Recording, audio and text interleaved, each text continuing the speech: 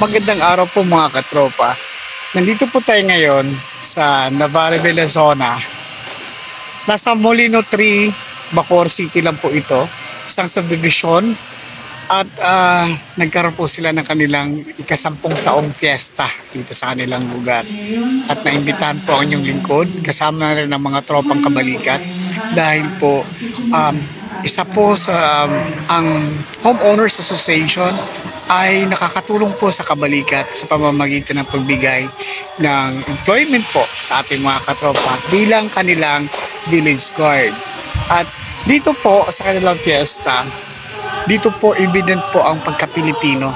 Merong bisperas at merong araw ng fiesta. So dalawang araw pong selebrasyon dahil po special po ang araw na to. Of course, hindi po mawawala ang banda at ang pinakamahalaga yung misa.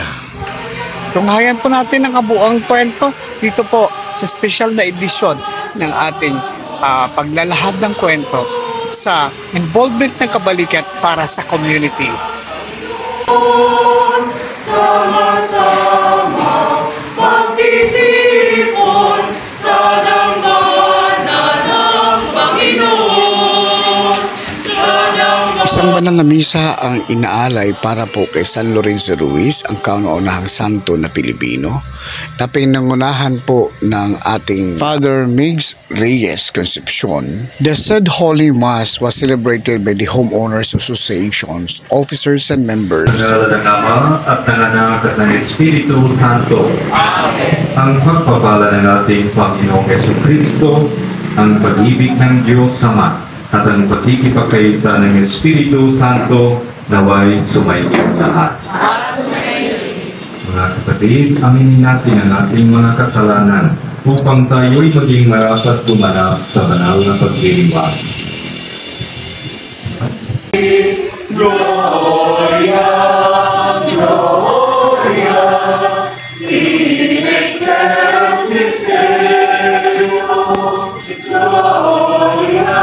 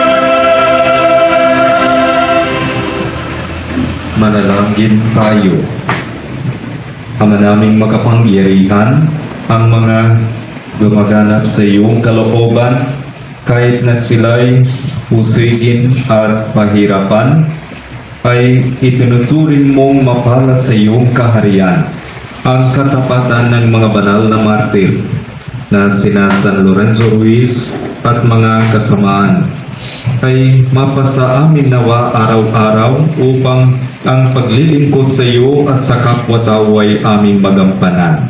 Iniluluhog namin ito sa pamamagitan ni Jesucristo kasama ng Espiritu Santo magpasawalang hanggan. Amen.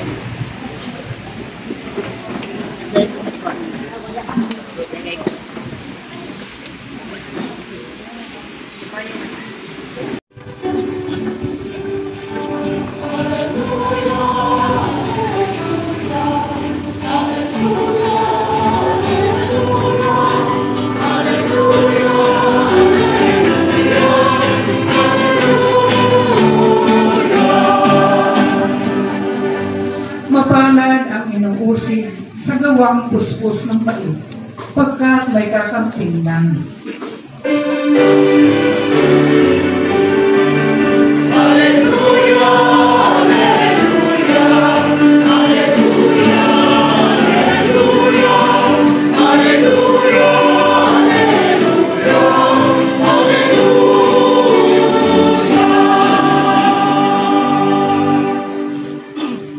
Sumainyo ang Panginoon. Ang mabuting balita ng Panginoon ayon kay San Mateo. Noong panahong iyon, nang makita ni Jesus ang napakaraming tao, umahon siya sa bundok. Pagkaupo niya'y lumapit ang kaniyang mga alagad at sila'y tinuruan niya ng ganito. Mapalad ang mga aba na wala nang inaasahan kundi ang Diyos, sapagkat magkakasama sila sa kaniyang kaharian. Mapalad ang mga nahahapi sapagkat aalibin sila ng Diyos. Mapalad ang mga mapagpakumbaba sapagkat tatamuhin nila ang ipinangako ng Diyos. Mapalad ang mga nagmimiting makatupad sa kalooban ng Diyos, sapagkat ipagkaloob sa kanila ang kanilang minimiting. Mapalad ang mga mahabagin, sapagkat kahabagan sila ng Diyos. Mapalad ang mga may malinis na puso, sapagkat makikita nila ang Diyos. Mapalad ang mga gumagawa ng daan sa ikapagkakasundo, sapagkat sila'y ituturing ng Diyos na mga anak niya.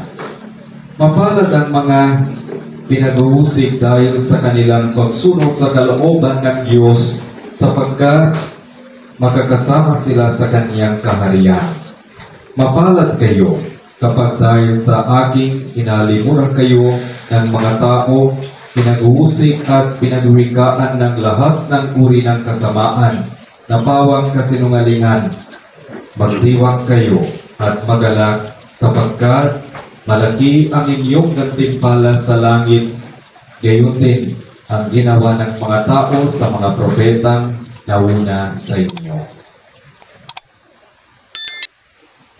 Ang mabuting balita ng Panginoon.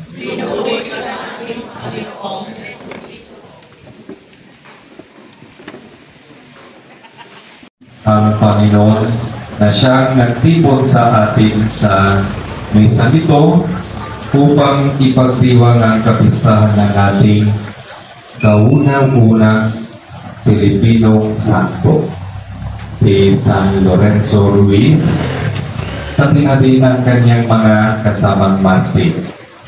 Kaya mga kapatid, binabati ko ang bawat isa sa inyo ng isang masaya at mapagpalang kapistahan. Happy Fiesta po sa inyong lahat. Pagdibati niyo po ang inyong mga katabi. Happy Feast Day!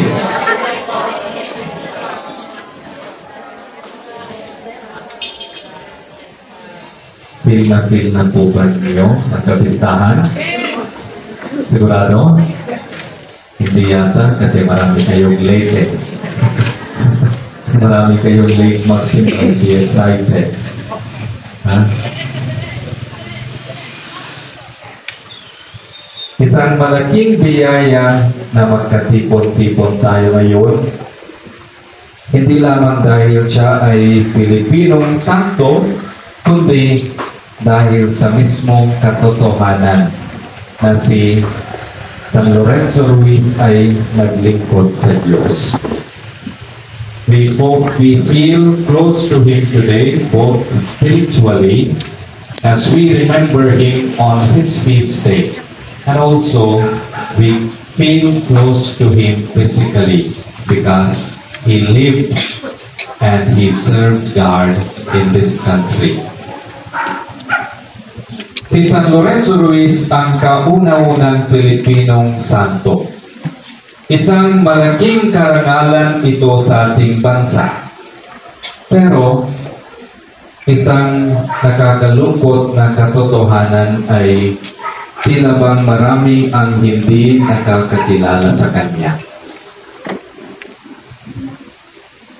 Hinangaan at idinadangal natin ang mga Pilipinong nagdadala ng karangalan sa ating bansa sa larangan ng sports, academics, kahit na nga sa business at politika.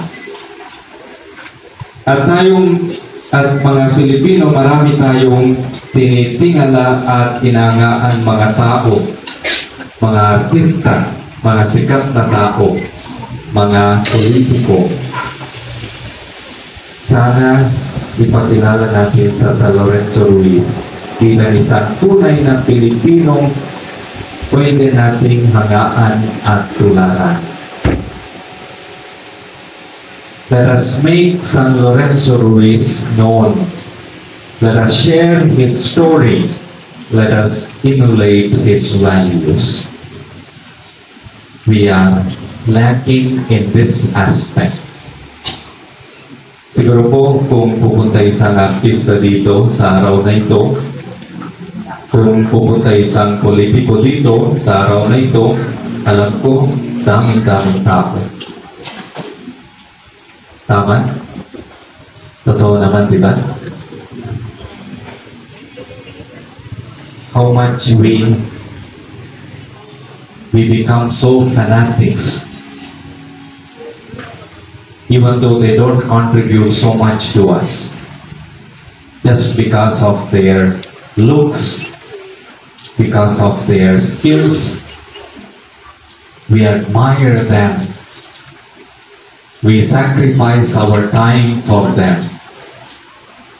But those who truly lived for God, those who are truly lived exemplary life, models in faith, sometimes we just don't regard them.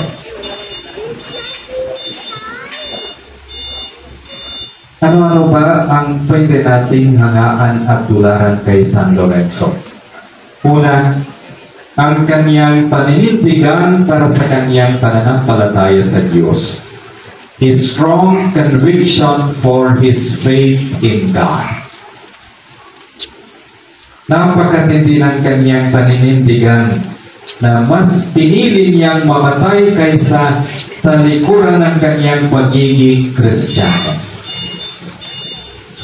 Napakalalim ng kanyang paninindigan na mas pinili niya si Jesus kaysa sa kanyang sariling buhay. At nasabi pa niya, kung mayroon akong 1,000 buhay, ialay ko lahat sa Diyos. Yan ang tunay na paninindigan. Mga kapatid, sana katulad ni San Lorenzo, tayo din ay marunong maninindigan. Minsan kasi, napakadali natin talikuran ng Diyos at ang ating pananampalataya para sa mga bagay na makasarili at makamundo. Napakadali nating ipagpalit si Jesus para iligtas ang ating sarili. Kapag naharap tayo sa tukso ng kayamanan, na makukuha sa maling paraan, kaya ba nating manindigan para sa mabuti at matuwid? Sa laganap na kasinungalingan at maling impormasyon, kaya ba nating manindigan sa katotohanan? It happens so much today. Kapag isinasama tayo ng ating mga kaibigan sa masamang bisyo, kaya ba nating manindigan sa kabutihan? Tularan nawa natin si San Lorenzo Ruiz sa kanyang paninindigan. Ang mga naninindigan para sa Diyos, paninindigan din naman niya. Ang tanong ng aklat ng Sirach sa ating unang pagbasa, may nagtiwala ba sa Diyos na nasipalo? May nanatili bang naglilingkod sa Kanya na Kanyang pinabayaan? At sa ating Ebanghelyo, tinawag ni Jesus na mapalad ang mga inuusig at pinagbibigaan ng lahat ng uri ng kasamaan dahil sa pagsunod sa kalooban ng Diyos. Malaki ang gantimpalang naghihintay sa kanila sa langit. Saint Lorenzo Ruiz, also known as San Lorenzo Ruiz de Manila, is the first Filipino saint and martyr. He was born in the Philippines in the 17th century and later became a missionary in Japan, where he faced persecution for his Christian faith. He was eventually martyred in Nagasaki, Japan, along with several other companions. He is now recognized as a patron saint of Filipino people, the Philippines, and overseas Filipino workers. Si San Lorenzo Ruiz ay kilala bilang unang santo ng Pilipinas at martir. Isinilang siya sa Maynila noong ika-17 siglo at naging misyonaryo sa Hapon kung saan siya ay tinugis at inalipin dahil sa kanyang pananampalataya. Sa huli, siya ay binaril at pinahirapan hanggang sa mamatay kasama ang ilang kasama sa Nagasaki, Japan. Kilala siya ngayon bilang patron santo ng mga Pilipino, ng Pilipinas, at ng mga overseas Filipino workers. Si San Lorenzo Ruiz ay naging santo dahil sa kanyang matibay na pananampalataya at tapat na paglilingkod sa Diyos at sa kapwa. Kahit na siya ay napilitang iwanan ng kanyang pamilya at bayan upang maging misyonaryo sa ibang bansa, hindi niya ito itinanggi kahit na siya ay naharap sa mga pagsubok at pang-aapi sa kanyang pananampalataya. Sa kabila ng hirap at pagdurusa na dinanas ni San Lorenzo Ruiz, hindi siya nagbago at patuloy siyang nanalig sa Diyos at sa kanyang mga turo. Ang kanyang matapang na pagpapahayag ng kanyang pananampalataya at ang kanyang sakripisyo para sa kanyang mga kapananampalataya ang nagdulot sa kanya na maging inspirasyon at halimbawa ng tunay na debosyon at pagmamahal sa Diyos. Bilang resulta ng kanyang tapat na paglilingkod at pagmamahal sa Diyos, si San Lorenzo Ruiz ay pinarangalan bilang isang santo ng simbahan at itinuring na halimbawa ng banal at makabagong Kristiyanong buhay. Ang homily ni Fathead Mix ay tumatalakay sa paninindigang ginawa ni San Lorenzo Ruiz at dapat natin ipagbunyi ito. Happy Fiesta, Navarre Bella Zona! Maraming salamat sa mga members at mga officers ng Homeowner Association at mga residente nito lalong-lalo na sa event organizer na si Miss Lizel Raganjan. Naging makabuluhan at memorable ang nasabing fiesta dahil sa sipag at tulong-tulong ng mga taga Bella Zona. Viva San Lorenzo Ruiz! Mabuhay ang mga taga Bella Zona!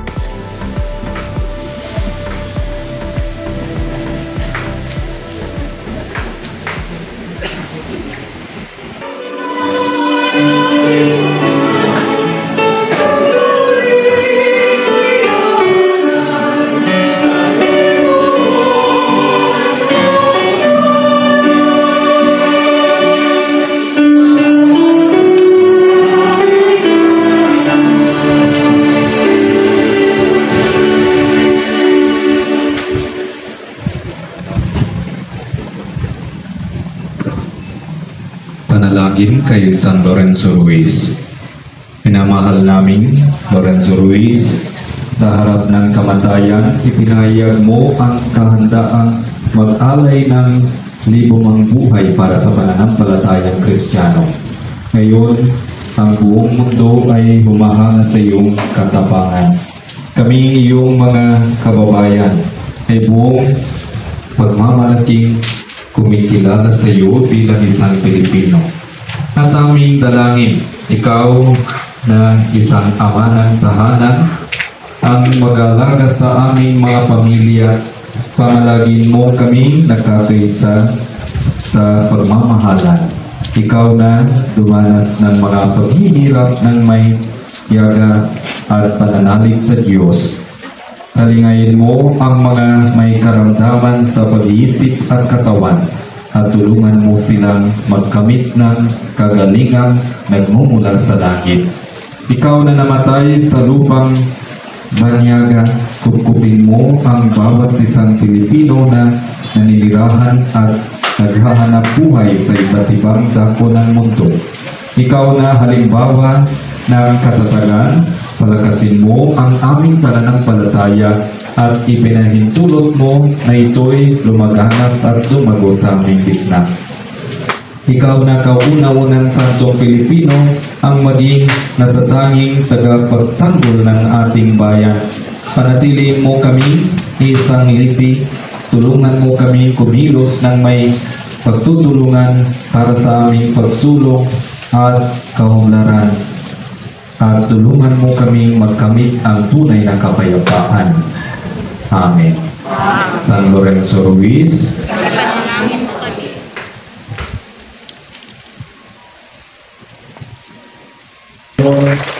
San Lorenzo Ruiz.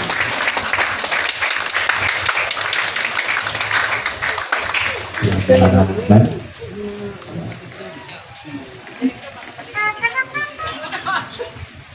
Panginoon, pagpalain kayo ng makapangyarihang Diyos, Ama at Anak at Espiritu Santo. Amen! Tapos ng ating pagdiriwang, humayo kayo sa kapayapaan ni Kristo.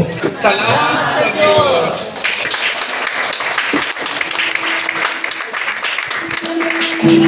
Thank you.